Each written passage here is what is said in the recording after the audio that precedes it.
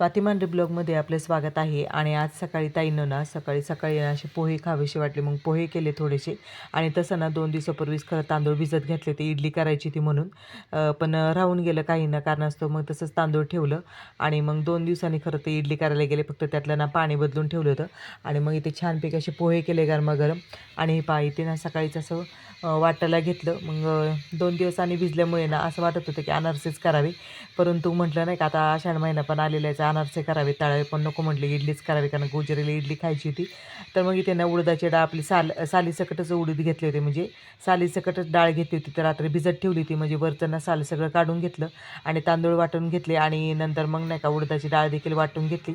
आणि यामध्ये ना मग थोडंसं चवीनुसार मीठ टाकलं, थोडासा खायचा सोडा टाकला आणि पीठ चांगलं ना म्हटलं फेटून घ्यावं, कारण काही 4-5 तासच पीठ भिजणार होतं. आपण शक्यतो इडली करताना नाही का रात्रीचं पीठ भिजवून ठेवतो, त्याच्यामुळे पीठ रात्रभर राहिलं पीठ की मग चांगलं नाही का फुगून पण येतं वरती आणि इडली पण देखील मऊसूद होते. परंतु ना आता वेळ पण कमी होता, कारण काही सकाळी 8-9 वाजताचं नाही का पीठ हे भिजायला ठेवलं होतं मी, आणि गोजरी दुपारी 1 वाजता शाळेतून येणार होती. तर मग आता झाकून ठेवलं, म्हणतं उबदार ठिकाणी ठेवावं. तर मग शाळेतून बघा ती आल्याच्यानंतर तिला ना थोडी कसकस होती, त्याच्यामुळे ना तिला थोडीशी ना अशी मिठातली थोडीशी अशी ना मॅगी करून दिली आणि इडली नको म्हटली ती खायला. आणि आपलं पीठ ते पाहू शकता छानपैकी असं फुगून आलेलं होतं वरती. तर इडलीबरोबर खाण्यासाठी ओल्या खोबऱ्याची चटणी करायची होती. तर इथे थोडंसं भांड्यांना तेल लावून घेतलं, म्हणजे नाही का इडली अजिबात खाली चिटकत नाही आणि पटकन निघली देखील जाते. तसं तर 4-5 तासामध्ये ना पीठ चांगलं फर्मेट होतं आणि मस्तपैकी अशी खुसखुशीत इडली आपली तयार होते. तर इडली पात्रामध्ये पाणी ठेवलं होतं आणि पाणी देखील गरम झालेलं होतं. आता एक 10 मिनटं जरी ठेवले ना तर चांगले वाफवून निघतील इडली. आणि ती भोपळ्याची भाजी देखील केलेली होती सकाळी. तर शाळेतून आल्यावरती गोजरी लगेच अभ्यासाला बसली होती, परंतु तिच्या चेहऱ्याकडे पाहिलं ना की असं सुकलेला होता चेहरा, कारण की सकाळी लवकर जावं लागतं, तर सकाळची थंडगार हवा असते आणि आता वातावरण बदलल्यामुळे थोडीशी कसकस देखील होती तिला. तर इथे ना चटणीची तयारी केली होती मी. खोबरं, मिरच्या आणि थोडंसं आलं आणि कोथिंबीर घेतलेली होती. आणि इथे ना वाटण करून घेतलेलं होतं मी. आणि इथे इडली आपली चांगली वाफवली होती, तर थोडीशी म्हटलं चेक करावी नाही का शिजले का नाही. तर मग चाकूच्या साहाय्याने थोडंसं शिजलं की नाही नाही का आपल्याला चेक करता येतं. तर छानपैकी अशी इडली वाफवली होती. म्हटलं सगळं काढून घ्यावे खाली. आणि इडली लगेच काय आपल्याला काढता येत नाही, थोडीशी थंड होऊन दिलं ना की मगच इडली चांगली अशी निघली जाते. परंतु छानपैकी अशा ना मस्त वाफवल्या होत्या आणि फुगल्या देखील होत्या. तर इथे आपली चटणीचं ना वाटण देखील इथे तयार झालेलं होतं. बाहेर ना आज चांगलं असं कडक ऊन पडले बघा, मस्त थंडगार हवा येते चांगली.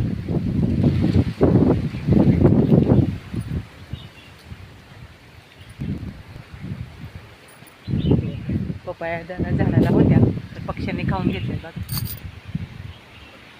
आता एक थोडीशी कच्ची आहे आणि ती कच्ची पपई आता नकोच, पक्ष्यांनी खाऊन घेतली पूर्णपणे. आणि वरती फुलं देखील लागलीत. आणि कालच म्हटलं होतं मी नाही का की आता भरपूर दिवस झाले पपई नाही खाल्ली, आता काढून घ्यावी. तर पण असं काढून घ्यावी म्हटलं आणि राहून गेली की मग ती नाही का पक्षीच खाऊन जातात. पण जाऊ दे, आता त्यांना तरी नाही का पाहिजेच थोडंफार असं खायला, कारण का त्यांचा पण हक्क आहेच की झाडांवर. तर गॅसवरती पातेलं ठेवलेलं होतं आणि तेल टाकून घेतलं आणि फक्त थोडं सणा कढीपत्त्याचीच फोडणी करणार होते मी. आणि अगदी साधी, कारण हिरवी मिरची आपण वाटलेलीच होती. तर खमंग अशी फोडणी करून घेतली. आणि आता म्हटलं चटणी ना चांगली शिजून द्यावी मंद आचेवरती. तर थोडंसं मिक्सरच्या भांड्यामध्ये पाणी टाकलं आणि म्हटलं थोडंसं विसळून घ्यावं आणि चवीनुसार मीठ टाकून घ्यावं. आणि एक 5 मिनिटांना मंद आचेवरती शिजली की आपण हिरवी मिरची, खोबरं वगैरे चांगलं शिजलं जाईल. आता अशी पण चटणी खूप छान लागते साध्या पद्धतीमध्ये. तर चवीनुसार मीठ टाकून घेतलं थोडंसं. आणि म्हटलं इडली ना इकडे थंड झालेली होत्या, तोपर्यंत ना इडली काढून घ्यावी, तोपर्यंत की ती चटणी देखील तयार होईल.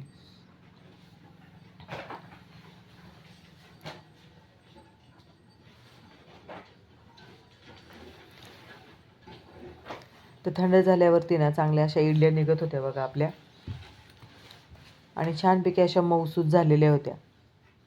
तर रेशनिंगच्या तांदळाच्या ह्या इडली केलेली आहे मी. छानपैकी आणि अशी जाळी देखील पडलेली होती आणि सॉफ्ट झाल्या होत्या.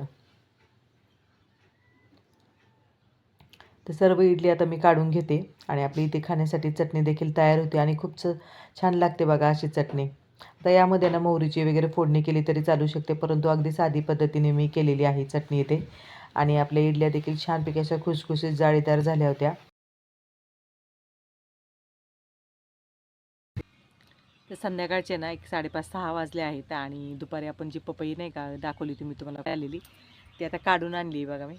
हे पहा, थोडीशी जराशी पिकल्यासारखी वाटली, मग काढून घ्यावी म्हटलं. आणि इथे गोजरीचा अभ्यास चाललाय बघा बाहेर, कारण का आता ना गरम व्हायला लागले भरपूर, कारण का जसं उन्हाळ्याने ऊन असतं ना तसं आज दुपारी खरं तर ऊन होतं.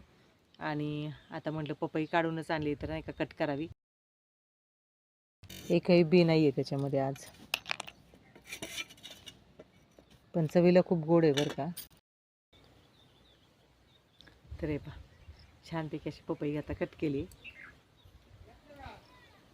आणि चवीला खरंच खूप गोड आहे बरं का. वरच्या पपया त्यांना अशा खराबच होऊन जातात बरं का भरपूर अशा. व्हिडिओ आवडला असेल तर लाईक, शेअर आणि सबस्क्राईब करायला विसरू नका.